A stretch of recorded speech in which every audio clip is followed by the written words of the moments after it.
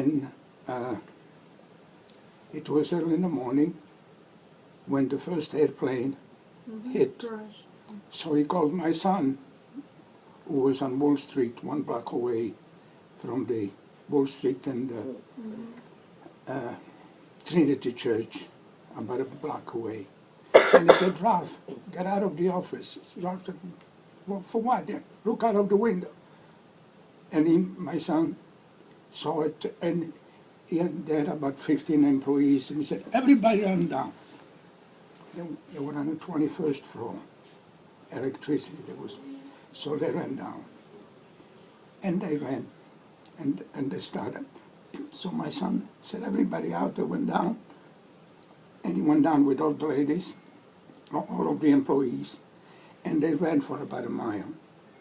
And then he realized that 2 of his girls were not there when he said everybody out. So he went back. Oh my God. You saw the clouds.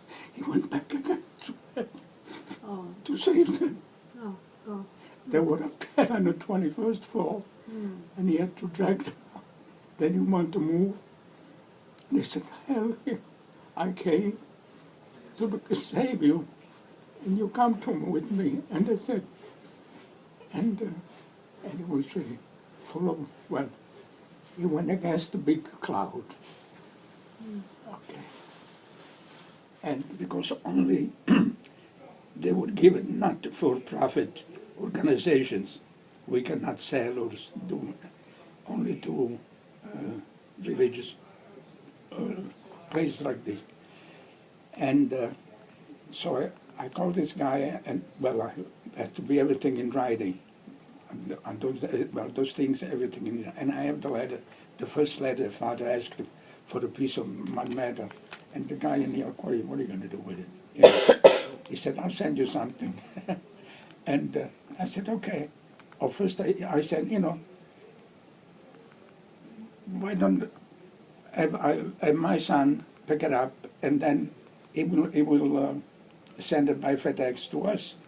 He said, yeah, that's a good idea. Then I said, why should you go to my son? And then why don't I have him send it directly? And I said, okay. And okay, and what is it? He said, don't worry.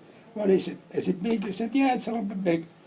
And by the time he came, it ended up, we had no idea what the heck he was sending. And he came down.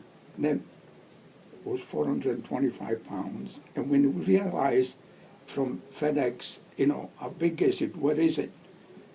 A father said that we have to bring it to some place on Flamingo Road or University Drive all the way down. One of his friends, because we had no place to keep it there. And that's where he went. Then one day, one of the ushers at All Saints said, Joe, you know, you live in Weston, right? I said, yeah.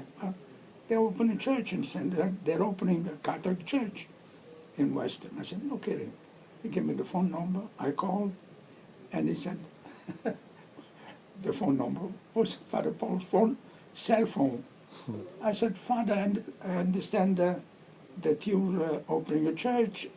I live in Weston. I said, all right, come tomorrow. Come to St. Bonaventure, 2 o'clock. And of course, when I got there, I said, it must be Father. It was him, you know. And that's how we started. And on that day, what they were doing the mailing. We wrote the mailing for everybody.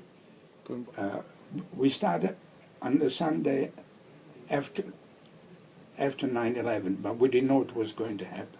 So we set up 272 chairs, or 74, small cross, you know. And we had about, between the two, one mess, we could only use the cafeteria on Sunday. We were lucky.